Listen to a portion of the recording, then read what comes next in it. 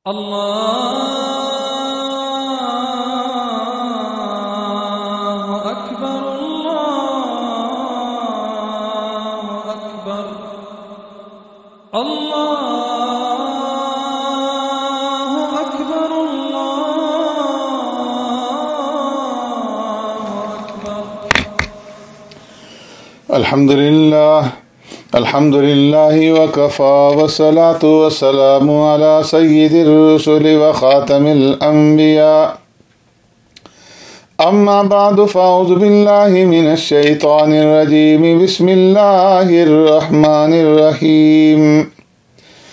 فمن أظلم ممن كذب على الله وكذب بالصدق إذ جاءه أليس في جهنم مثوى للكافرين. صدق الله مولانا العظیم. معزز سامعین و ناظرین، اس رکوع میں اس شخص کو سب سے بڑا ظالم قرار دیا گیا ہے جس کے پاس اللہ کی صداقت آئی اور اس نے صداقت کا بھی انکار کیا اور یہ کہہ دیا کہ یہ من جانب اللہ نہیں ہے. اس طرح اس نے اللہ کی ذات کے اوپر بھی جھوٹ باندھا اور فرمایا کہ تقوی یہ کہ سچ کو مانا جائے اور اپنے عمل سے اپنے تسلیم اور اعتراف کو ثابت بھی کیا جائے. اس کے بعد بتایا گیا ہے کہ جو لوگ تقوی اختیار کرتے ہیں ان کی حفاظت کے لیے اللہ کافی ہے. انہیں ہرگز کسی سے خوف نہیں کھانا چاہیے. اللہ کی ذات کے اوپر توکل اور اعتماد رکھنا چاہیے کیونکہ دنیا کی کوئی طاقت اس قادر اور مطلق کے آڑے نہیں آ سکتی.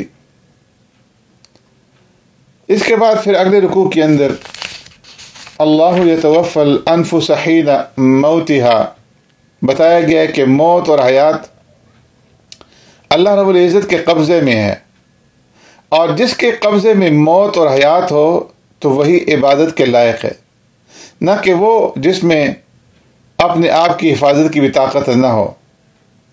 پھر بتایا کہ اللہ قادر ہے اور عالم الغیب ہے، انسان کے ایک ایک عمل اور نیت تک سے واقف ہے اور قیامت کے دن سب کے ساتھ پورا انصاف ہوگا اور جس کا جیسا عمل ہوگا اسی کے مطابق اس کو جزا یا سزا دی جائے گی. پھر اس کے بعد بتایا کہ قیامت کے دن نافرمان اور سرکش تمام دنیا کی دولت بلکہ اس سے بھی 10 گنا زیادہ دے کر کے اپنے آپ کو سزا سے بچانا چاہیں تو نہیں بچ سکیں گے. پھر انسان کی اس ذہنیت کا ذکر ہے کہ جب اللہ اسے کسی نعمت سے سرفراز کرتا ہے تو یہ انسان کہتا ہے کہ یہ تو میرے علم و ہنر کی وجہ سے یہ نعمت مجھے ملی ہے، حالانکہ نہیں سوچتا کہ یہ علم و ہنر اس کو کہاں سے ملا ہے. یہ بھی تو اللہ رب العزت کی عطا ہے اور اس کی نعمت ہے جو اس نے اسے عطا فرمائی ہے.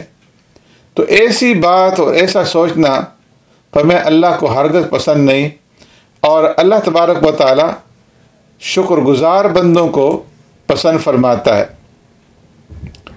پھر اگلے رکوع کے اندر اللہ رب العزت نے فرمایا قل یا عبادی الذین اسرفوا علی انفسہم لا تقنطوا من رحمت اللہ ان اللہ یغفر الذنوب جمیعا انہ هو الغفور الرحیم.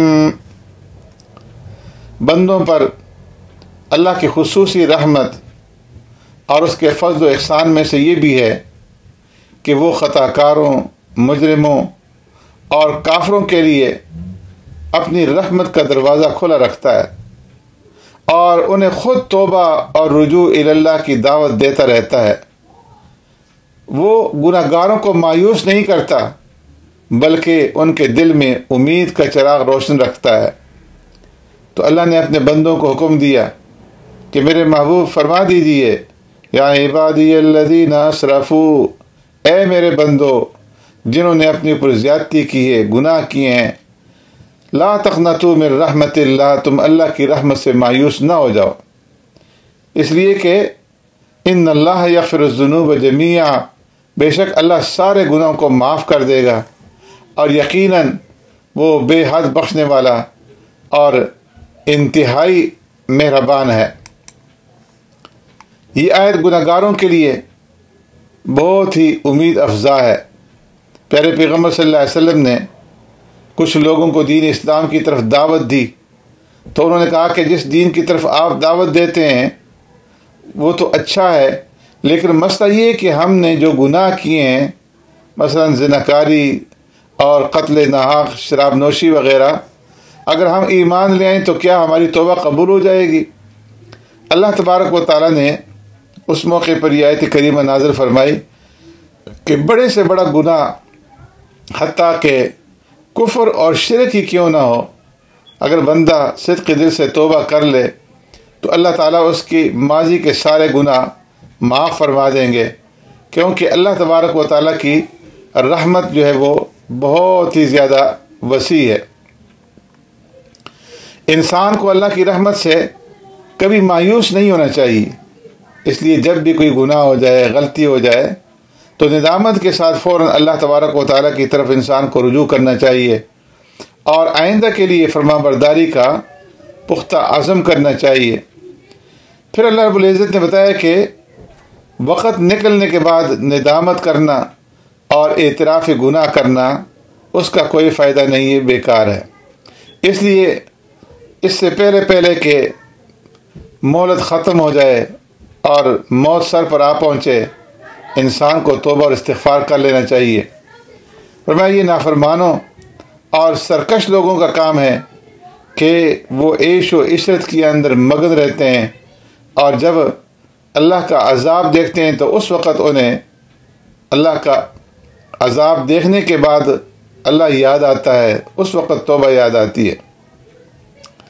اس کے بعد پھر اگلے رکوع کے اندر قُلْ أَفَغَيْرَ اللَّهِ تَأْمُرُونِّي أَعْبُدُ أَيُّهَا الْجَاهِلُونَ، اس میں بتایا گیا ہے کہ مشرکوں نے اللہ کی قدرت کا صحیح اندازہ نہیں لگایا، جو اوروں کو اللہ کا شریک ٹھہراتے ہیں۔ پھر اللہ نے اپنی قدرت کا کچھ تذکرہ فرمانے کے بعد اس کا ذکر فرمایا ہے کہ مشرک لوگ جو ہے وہ اللہ کی اس قدرت کو دیکھ کر کے شرک سے باز آ جائیں۔ پھر اس کے بعد قیامت کا نقشہ جو ہے وہ کھینچا گیا ہے کہ کس طرح قیامت کے دن اللہ کی عدالت لگے گی، اور کس طرح انبیاء اپنی اپنی امتوں کے اوپر گواہ بن کر کے پیش ہوں گے، اور کس طرح وہ سارے گواہان پیش کیے جائیں گے جو انسان کی بدعملیوں پر گواہی دیں گے۔ یہ گواہان انسان کے اپنے اعضاء، ان کے ہاتھ اور پیر بھی ہوں گے، اور زمین بھی ہوگی جس پر وہ گناہ کرتا رہا، اور آسمان بھی ہوگا جس کی چھت کے نیچے یہ انسان گناہ کا بازار گرم کرتا رہا۔ پھر ہر ایک فرمایا کہ اپنے کیے کا پورا بدلہ دیا جائے گا۔ الیوم تجزا کل نفس بما کسبت۔ پھر اللہ تبارک و تعالیٰ نے اس کا ذکر فرمایا وَنُفِخَ فِي الصُّورِ فَصَعِقَ مَن فِي السَّمَاوَاتِ وَمَن فِي الْأَرْضِ إِلَّا مَن شَاءَ اللَّهُ۔ فرمایا کہ سور پھونکا جائے گا، تو سور پھونکے جانے کی وجہ سے سب لوگ بے ہوش ہو جائیں گے، سب مر جائیں گے، اور جو پہلے مر چکے ہیں ان کی روحیں بے ہوش ہو جائیں گی۔ آپ صلی اللہ علیہ وسلم نے فرمایا سور پھونکنے کے اثر سے جو موت واقع ہوگی اس سے حضرت جبرائیل صلوٰت والسلام، اسرافیل صلوٰت والسلام، میکائیل صلوٰت والسلام اور عزرائیل صلوٰت والسلام محفوظ رہیں گے، لیکن بعد میں ان کو بھی موت آ جائے گی، اور سوائے اللہ تبارک و تعالیٰ کی ذات کے کوئی بھی باقی نہیں بچے گا۔ لمن الملک اليوم للہ الواحد القہار۔ پھر اس کے بعد اگلے رکوع میں وسیق الذین کفروا الی جہنم زمرا، اس میں قیامت کے دن مومنوں کے گروہ اور کافروں کے گروہ کے حالات جو ہے وہ بیان فرمائے گئے ہیں کہ کافر کا گروہ جب جہنم کی طرف ہنکایا جا رہا ہوگا، یہاں تک کہ جب وہ جہنم کے دروازوں کے پاس پہنچے گا اور دروازہ کھولے گا تو دوزخ کے نگہبان ان سے کہیں گے الم یأتکم رسل منکم یتلون علیکم آیات ربکم وینذرونکم لقاء یومکم ھذا، کیا تمہارے پاس ہادی اور رسول نہ آئے تھے جو اللہ کی آیتیں سناتے اور اس دن کے آنے سے تمہیں ڈراتے؟ وہ گروہ جواب دے گا کہ بلا، بے شک ایسا ہوا، لیکن ہم نے خود ہی اپنے پاؤں کے اوپر کلہاڑی ماری، ان رسولوں کی ہم نے تکذیب کی، ان کو جھٹلا دیا۔ فرمایا ایسے گروہ کو، ایسے لوگوں کو پھر جہنم کے حوالے کر دیا جائے گا۔ آگے فرمایا وَسِيقَ الَّذِينَ اتَّقَوْا رَبَّهُمْ إِلَى الْجَنَّةِ زُمَرًا، اسی طرح اہل جنت کا گروہ جنت کی طرف لے جایا جائے گا، اور وہ جس وقت جنت کے دروازے پر پہنچیں گے تو فتحت ابوابها، وہ جنت کے دروازے کھلے پائیں گے، اور جنت کے جو نیکبان ہوں گے وہ انہیں مبارکباد دے رہے ہوں گے اور ان کے اوپر سلامتی بھیج رہے ہوں گے اور کہیں گے کہ تم ہمیشہ ہمیشہ کے لیے ایسی نعمتوں کے اندر، ایسے آرام اور ایسے آسائش کے اندر داخل ہو جاؤ کہ جہاں کوئی بے آرامی نہیں ہوگی۔ فرمایا یہ گروہ جنت میں اللہ کی حمد کرتے ہوئے جنت کے اندر داخل ہوگا۔ وَقَالُوا الْحَمْدُ لِلَّهِ الَّذِي صَدَقَنَا وَعْدَهُ وَأَوْرَثَنَا الْأَرْضَ نَتَبَوَّأُ مِنَ الْجَنَّةِ حَيْثُ نَشَاءُ، کہ اللہ کا وعدہ سچا تھا۔ تمام تعریفیں اس ذات کے لیے ہیں کہ جس نے اپنا وعدہ سچا کر دکھلایا اور اس نے ہمیں جنت کا وارث بنایا۔ اور پھر فرشتوں کی تیسری طرف جو ہے وہ پر ہوں گے وَتَرَى الْمَلَائِكَةَ حَافِينَ مِنْ حَوْلِ الْعَرْشِ، جو عرش الہی کو چاروں طرف سے گھیرے کھڑے ہوں گے اور اللہ کی حمد و ثنا بیان کر رہے ہوں گے۔ سبحانک اللہم و بحمدک، نشہد ان لا الہ الا انت، نستغفرک و نتوب الیک۔